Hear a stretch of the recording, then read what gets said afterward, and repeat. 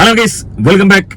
ഒരു നീണ്ട ഇടവേളയ്ക്ക് ശേഷം പ്രസവ ഫാമിലി വ്ളോഗേഴ്സ് അവരുടെ ഇടയിലേക്കൊന്ന് എത്തി നോക്കിയപ്പോൾ വളരെ ദുഃഖകരമായ ചില കാര്യങ്ങളാണ് കാണാൻ സാധിച്ചത്. നമുക്കറിയാം, നിലവിൽ ഫാമിലി വ്ളോഗേഴ്സ്, അതായത് പ്രസവ ഫാമിലി വ്ളോഗേഴ്സിൽ ഏറ്റവും അധികം ലീഡ് ചെയ്തുകൊണ്ട് നിൽക്കുന്നത് നമ്മുടെ അശ്വിൻ അല്ലെങ്കിൽ ദിയ കൃഷ്ണ ഫാമിലി വ്ളോഗ് എന്നല്ല, പലതരത്തിലുള്ള വ്ളോഗുകൾ ചെയ്യുന്നുണ്ട്. എന്നാൽ ഇപ്പോൾ നിലവിൽ അവർ ലീഡ് ചെയ്യുന്നത് പ്രസവത്തിന്റെ പേരിലാണ്. സോ ആ ഒരു പ്രസവ വ്ളോഗിലേക്ക് എത്തി നോക്കിയപ്പോൾ വളരെ ദുഃഖകരമായ ചില സംഭവങ്ങളാണ് അറിയാൻ സാധിക്കുന്നത്. ഒരുപക്ഷെ പ്രസവ വ്ളോഗേഴ്സിന് അഡിക്റ്റ് ആയിട്ടുള്ള ആളുകളെ ഏറെ ദുഃഖിപ്പിക്കുന്ന, അവരെ കണ്ണീരിലാഴ്ചുന്ന, ദുഃഖത്തിന്റെ പടുകുടിയിലോട്ട് തള്ളിയിടുന്ന ചില വിവരങ്ങളാണ് കേൾക്കാൻ സാധിച്ചത്. നമുക്കറിയാം, പ്രസവ വ്ളോഗിന് അഡിക്റ്റ് ആയിട്ടുള്ള ആളുകളുടെ ഏക ലക്ഷ്യം എന്ന് പറയുന്നത് പ്രസവങ്ങൾ എങ്ങനെ കാണുക, അത് ആസ്വദിക്കുക.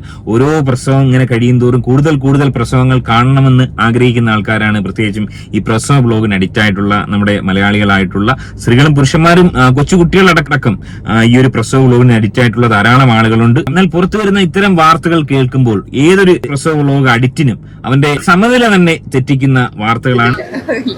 ഒരു പെൺകുട്ടിയും അടുത്ത ഒരു ആൺകുട്ടിയും. അതെ അതെ അതെ അല്ലെ, ഞാനിപ്പോ ഒന്നിൽ നിർത്താനാണ് പ്ലാൻ. എനിക്ക് ഫസ്റ്റ് ട്രൈമസ്റ്ററിൽ ഞാൻ പോയ ഒരു സിറ്റുവേഷൻ വാസ് വെരി ബാഡ്. അപ്പോൾ അല്ല, ഞാൻ പറഞ്ഞുകൊണ്ടിരിക്കുക, നമുക്ക് ബാക്കി വീട്ടിലുള്ള പിള്ളേരെയൊക്കെ വെച്ച് അഡ്ജസ്റ്റ് ചെയ്തപ്പോൾ ഒരു സ്വന്തമായിട്ട് എനിക്കിനി വയ്യാതെ ഞാൻ പറഞ്ഞുകൊണ്ടിരിക്കുകയായിരുന്നു. നോക്കാം ആദ്യം ഇതൊന്ന് വരട്ടെ. ഏതൊരു പ്രസവ വ്ളോഗേഴ്സിന്റെയും ഒരു ആഗ്രഹം എന്ന് പറയുന്നത് മാക്സിമം പ്രസവങ്ങൾ കാണുക, ഒന്നിൽ കൂടുതൽ കുട്ടികൾ തങ്ങൾ ആഗ്രഹിക്കുന്ന, തങ്ങളുടെ സെലിബ്രിറ്റികൾക്ക് ഉണ്ടാവുക എന്നൊക്കെ ആഗ്രഹിക്കുന്ന ധാരാളം ആളുകളുണ്ട്. അത്തരം ആളുകളുടെ മനസ്സിൽ തീ കോരിയിടുന്ന ഒരു പ്രവൃത്തിയാണ് ദിയ കൃഷ്ണ ഇപ്പൊ ചെയ്തത്. ഈ ഒരു പ്രസവത്തോട് കൂടി താൻ നിർത്തുവാണെന്ന് പറയുന്ന ആ ഒരു സ്റ്റേറ്റ്മെന്റ് എങ്ങനെയാണ് ദിയ കൃഷ്ണയുടെ ആരാധകർക്ക് ഇത് സഹിക്കാൻ കഴിയുക?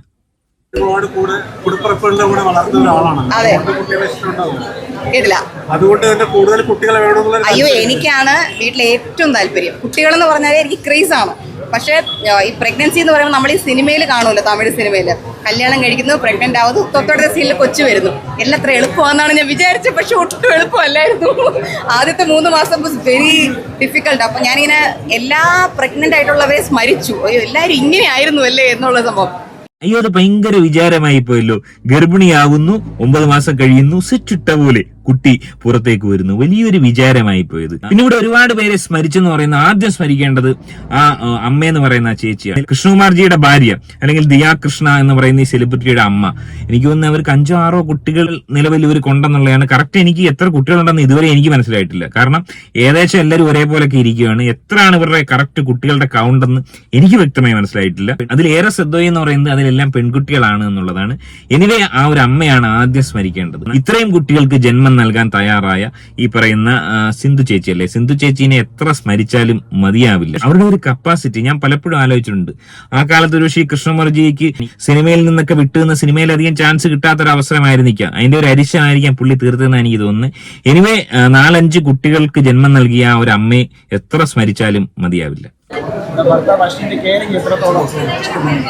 നല്ലപോലെ കെയർ എടുക്കാറുണ്ട്. എനിക്ക് രാവിലെയും പലപ്പോഴൊക്കെ എനിക്കിങ്ങനെ ആപ്പിളൊക്കെ സത്യമായി ഇവൻ അടുക്കളയിലേക്ക് കയറാറില്ല. ഇവന്റെ വീട്ടിൽ ഇവൻ ഒന്നുമേ ചെയ്യാറില്ല, വെള്ളം പോലും തിളപ്പിക്കാറില്ല. പക്ഷെ എനിക്ക് വേണ്ടി അവെല്ലാം ചെയ്തു തുടങ്ങി. വീട് വൃത്തിയാക്കി തുടങ്ങി. അല്ല, സത്യമായിട്ടും വീട് വൃത്തിയാക്കി തുടങ്ങി. ഇല്ലെങ്കിൽ ഞാനിങ്ങനെ കണ്ണുരുട്ടി കാണിച്ചുകൊണ്ടൊക്കെ ഇരിക്കുമ്പോൾ പതുക്കെ വൃത്തിയാക്കണം. ഇല്ലെങ്കിൽ എനിക്കിപ്പോൾ ഒന്നും ചെയ്യാൻ പറ്റാത്ത സിറ്റുവേഷൻ. ഇല്ലെങ്കിൽ ഞാനാണ് എല്ലാം അടുക്കി വൃത്തിയാക്കി വെക്കുന്നത്. അപ്പൊ ഇപ്പൊ ഇവൻ എല്ലാം ചെയ്തു തുടങ്ങി.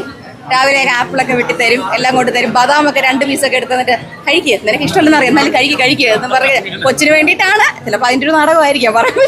കൊച്ചിന് വേണ്ടിയിട്ടാണെന്ന് നമുക്ക് തോന്നില്ല. ആ ഒരു പഹയന്റെ ഇനി അങ്ങോട്ടുള്ള അവസ്ഥ ഇതിലും ഭയാനകമായിരിക്കും. കാരണം ഇപ്പോഴത്തെ ഈ ഒരു അവസ്ഥയിൽ, അതായത് ഗർഭിണിയാവുന്ന അവസ്ഥയിൽ തന്നെ തനിക്ക് ഇത്രയും അധികം കഷ്ടപ്പാടെന്ന് തോന്നുന്നു. എങ്ങനെങ്കിലും പ്രസവിച്ചാൽ മതി, ഇനിയൊരു പ്രസവത്തിന് താൻ തയ്യാറല്ലെന്നൊക്കെ പറയുന്നു. അത്രയും അധികം താൻ ബുദ്ധിമുട്ടിയെന്ന് പറയുന്നു. ഇത്രയും അധികം ഈ ഒരു പകയൻ സഹായിച്ചിട്ട് പോലും ഇതൊരു ബുദ്ധിമുട്ടാകുമ്പോൾ, നാളെ ഒരു കുട്ടികൾ ഉണ്ടായി കഴിയുമ്പോൾ സ്വാഭാവികമായിട്ട് ഈ ഗർഭിണികൾക്ക് ഏറ്റവും അധികം പ്രയാസം ഉണ്ടാകുന്ന ഘട്ടം ഗർഭിണി ആയിരിക്കുമ്പോഴല്ല, ഗർഭിണി ആയിരിക്കുന്ന സമയത്ത് ഏറ്റവും സുഖമാണ്. ആക്ച്വലി മറ്റ് ശാരീരിക ബുദ്ധിമുട്ട്, മെഡിക്കൽ എമർജൻസി ഒന്നും ഇല്ലാതിരിക്കുകയാണെങ്കിൽ ഏറ്റവും സുഖകരം ഗർഭിണി ആയിരിക്കുന്ന സമയമാണ്. ഏറ്റവും അധികം കെയർ കിട്ടുന്നത്, ഏറ്റവും നല്ല ഭക്ഷണമൊക്കെ കിട്ടുന്നത് കിട്ടുന്നതും ഒക്കെ ഏറ്റവും കൂടുതൽ ഈ സ്ത്രീകളുടെ ആഗ്രഹങ്ങൾ സാധിക്കാൻ പറ്റുന്ന ഒരു സമയം എന്ന് പറയുന്ന ഈ പറഞ്ഞ പ്രഗ്നൻസി ടൈമാണ്. എന്നാൽ പ്രസവം കഴിഞ്ഞതിന് ശേഷം ആദ്യത്തെ ഒരു 2 വർഷം ഈ കുഞ്ഞിന് 2-3 വയസ്സാവുന്നവർ ആ ഒരു ഘട്ടത്തിലൂടെ കടന്നു പോകുമ്പോൾ ദിയാകൃഷ്ണയുടെ അവസ്ഥ എന്തായിരിക്കും? ഈ അവസ്ഥയിൽ ഇത്രയും ബുദ്ധിമുട്ടായി തോന്നുന്ന ദിയാകൃഷ്ണയ്ക്ക് അന്നേരത്തെ അവസ്ഥ എന്താ? ഈ കൊച്ചു കരയും കൊച്ചപ്പീടിയും കൊച്ചിന് പനിയൊക്കെ വരുമ്പോൾ ഉണ്ടാകുന്ന അവസ്ഥ എന്തായിരിക്കും? എനിക്കറിയത്തില്ല ഈ കൊച്ചു പെൺകുട്ടി ഇതിനെ എങ്ങനെ തരണം ചെയ്യുന്നു. എനിവേ ഈ പഹയന്റെ അവസ്ഥ ഓന്റെ അവസ്ഥ ഇനി അങ്ങോട്ട് ഈ പറഞ്ഞ വിറവ് കുത്തിക്കീറലും തുണിയലക്കലും തേങ്ങാ പൊതിക്കലുമായി തന്നെ ഒതുങ്ങാനാണ് ചാൻസ് എന്നാണ് നമുക്ക് തോന്നുന്നത്. ഓനിക്ക് പ്രത്യേകിച്ച് ജോലി ഉള്ളതായൊന്നും പ്രത്യക്ഷത്തിൽ കാണാൻ സാധിക്കത്തില്ല. പിന്നെ എന്തൊക്കെ പാക്കിംഗ് ഒക്കെ ഉണ്ടെന്ന് പറയുന്നു. പാക്കിങ്ങിന് ശേഷം ഓനിക്ക് ഇത്തരം ജോലികൾ കൂടി ഭാവിയിൽ ഉണ്ടായേക്കാം. അതിനുള്ള സാധ്യതയാണ് ഞാൻ വിദൂര ഭാവിയിൽ കാണുന്നത്. അച്ഛൻ ഇന്നലെ രാത്രി വന്നതേ ഉള്ളൂ. ഡൽഹിയിലായിരുന്നു. സുഖം, എല്ലാവരും വീട്ടിൽ തന്നെ ഉണ്ട്. ഇവന്റെ വീട്ടുകാർക്കും സുഖം. അവർക്ക് ഓർഡർ പാക്ക് ചെയ്യാൻ മാത്രമേ സമയമുള്ളൂ. ബിസിനസ് അടിപൊളിയായിട്ട് പോകുന്നു ഇവന്റെ അമ്മയുടെ. അതെ അതെ. ഓക്കെ, അപ്പൊ നമുക്ക് അത്യാവശ്യം സ്ഥലം വരെ പോകണ്ട. ഓടുവാ.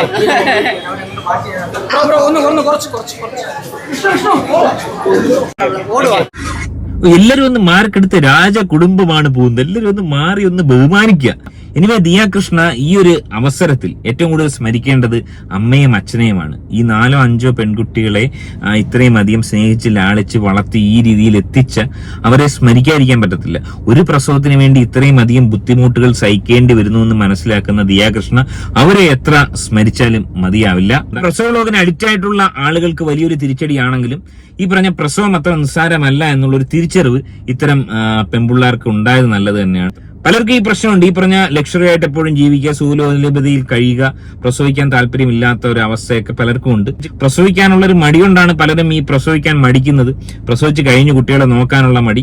സോ അത്തരം കാര്യങ്ങളൊന്നും ദിയാകൃഷ്ണയുടെ ജീവിതത്തിൽ ഉണ്ടാവാതിരിക്കട്ടെ എന്ന് നമുക്ക് ആശംസിക്കാം. ഞാനിപ്പോ 5 months തീരാറായി. ഏപ്രിൽ ഫസ്റ്റ് വീക്കിൽ 6 months ആവും. 5th monthന്റെ ആചാരമാണ് ഇപ്പോൾ എല്ലാവരും കണ്ടത് സോഷ്യൽ മീഡിയക്കകത്ത്. ഇനി 7ാം മാസം ഇപ്പം എല്ലാവരും ചെയ്യുന്ന പോലെ വളകാപ്പുണ്ട്.